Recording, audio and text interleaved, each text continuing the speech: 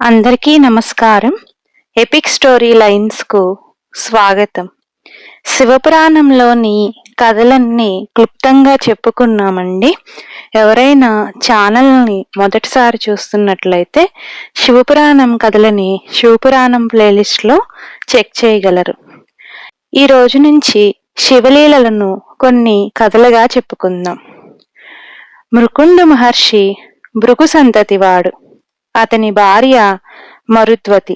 వారికి ఎన్నాళ్లకు సంతానం కలగకపోగా నిష్ఠా నియమాలతో తపస్సులు చేస్తూ క్షేత్రాలు సేవించుకుంటూ కేదార క్షేత్రానికి వచ్చారు. ఒకనాడు కేదారేశ్వరుణ్ణి అర్చించి ధ్యాన నిమగ్నులై ఉండగా, ఇహ మీరు ఈ ఆశ్రమానికి వెళ్ళండి, మీకు పుత్రభాగ్యం కలుగుతుంది అని వారికి వినిపించింది. సంతోషంతో వారు ఇంటికి వచ్చి యథావిధిగా గృహస్థాశ్రమ ధర్మాల్ని నిర్వర్తిస్తూ ఉండగా కొన్నాళ్లకు మరుద్వతి మగ శిశువును ప్రసవించింది. అదే సమయంలో ఆకాశం నుండి వారికి ఈ పిల్లవాడు అల్పాయుష్కుడు, కేవలం 12 ఏళ్లు మాత్రమే ఇతని ఆయువు అని ఒక దివ్యవాణి వినిపించింది. అది విని వారు ఆనంద శిఖరాగ్రం నుండి ఒక్కసారిగా దుఃఖసాగరపు లోతుల్లోకి కూలిపోయారు. చివరకు అంతా ఆ శివుని లీల, మనం ఏమి చేయగలం అని తెప్పరిల్లి పసివాడి బోసి నవ్వుల్లో మైమరిచిపోయారు. తరువాత మృకండు కుమారుడికి జాతకర్మ జరిపించి మార్కండేయుడు అని నామకరణం చేశాడు. దినదిన ప్రవర్ధమానుడై మార్కండేయుడు ఉపనయనం అయ్యాక గురుకులానికి వెళ్లి గురువుల వద్ద విద్యాబుద్ధులన్నీ నేర్చి 11 ఏండ్ల వాడై తల్లిదండ్రుల వద్దకు తిరిగి వచ్చాడు. బ్రహ్మతేజంతో ముద్దులు మూటుకడుతున్న కుమారుణ్ణి చూడగానే వారి గుండెలు తరుక్కుపోయాయి. ఇంకొక సంవత్సరమే గడువు.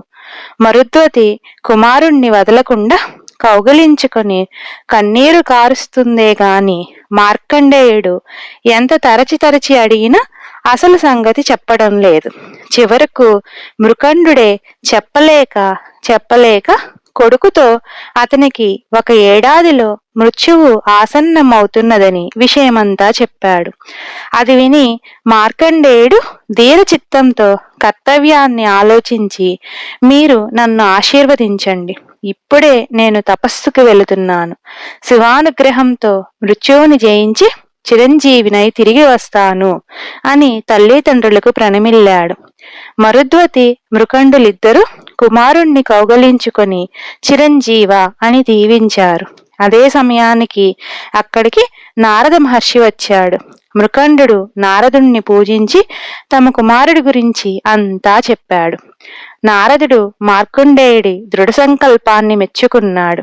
నాయనా మార్కండేయ, నువ్వు తిన్నగా గౌతమీ తీరానికి వెళ్ళు, అక్కడ పంచాక్షరి మంత్రంతో శివుణ్ణి దీక్షతో అర్చించు, నీకు జయమవుతుంది అని దీవించి వెళ్ళాడు. మార్కండేయుడు గౌతమీ తీరాన్ని చేరుకొని సైకతలింగాన్ని ప్రతిష్ఠించి, చంద్రశేఖర, నీవే నన్ను రక్షించు, నీ పాదాలను ఆశ్రయించిన నన్ను యముడు ఏమి చేయగలడు అంటూ దీక్షతో తపస్సు కొనసాగించాడు. లోకాలన్నీ తిరుగుతూ నారదుడు యముడి దగ్గరకు పోయి మృత్యువును తప్పించుకోవడానికి మార్కండేయుడనే మునిబాలకుడు తపస్సు చేస్తున్నాడు, ఇక నీ బలాబలాలేంటివో తేలే సమయం వచ్చింది అంటూ చల్లగా చెప్పిపోయాడు. మార్కండేయుడి ఆయువు పూర్తి కావస్తున్నది.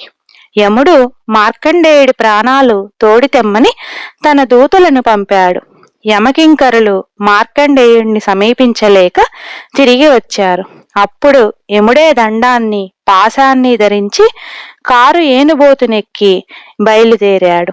మార్కండేయుడు శివలింగానికి తలను ఆనిచ్చి 2 చేతులతోనూ శివలింగాన్ని గట్టిగా బిగించి పట్టుకొని ధ్యాన నిమగ్నుడై ఉన్న సమయంలో యముడు కాలపాశాన్ని మార్కండేయుడి కంఠానికి విసిరాడు. ఆ పాశం శివలింగం మీదగా పడడంతో శివలింగం నుండి శివుడు ప్రళయరుద్రుడై తెరుచుకున్న త్రినేత్రంతో ఆవిర్భవించి యముడిపై త్రిశూలాన్ని గురిపెట్టేసరికే యముడు భయంతో గజగజలాడిపోతూ చేతులెత్తి జోడిస్తూ హరహర రక్షించు అంటూ కూలిపోయాడు. శివుడు మార్కండేయుడి తలపై తన అభయహస్తాన్ని ఉంచి, వత్సా, నీకు మృత్యువు లేదు, కల్పకల్పాంతరాలు చూస్తూ చిరంజీవిగా ఉంటావు అని వరమిచ్చాడు. తరువాత దేవతలంతా వచ్చి యముడు లేకపోతే చాలా ఇబ్బందులు వచ్చి పడతాయి కనుక యముణ్ణి మన్నించమని శివుణ్ణి కోరారు. శివుడి అనుగ్రహంతో యముడు మళ్లీ పునర్జన్మ ఎత్తినట్లుగా లేచి తన లోకానికి వెళ్ళాడు.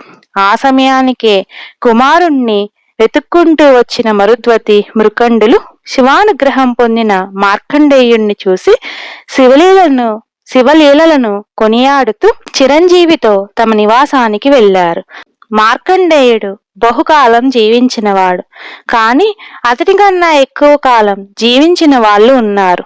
ఇంద్రజమునుడు అనే రాజు బ్రతికి ఉండగా గొప్ప యశస్సు సంపాదించి అది నిలిచినంత కాలము సర్వసుఖాలు అనుభవించాడు.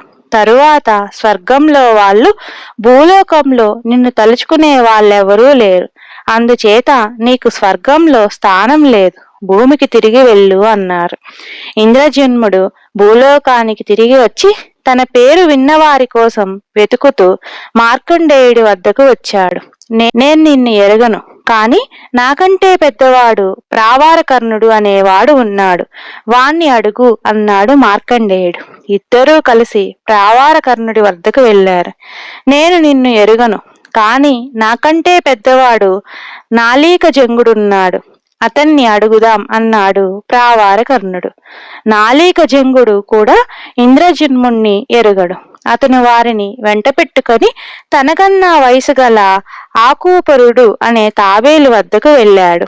ఆకూపారుడు ఇంద్రజన్ముని చూసి, నేను నిన్ను ఎరుగుదును, నేనుంటున్న ఈ కొలను ఎలా వచ్చింది?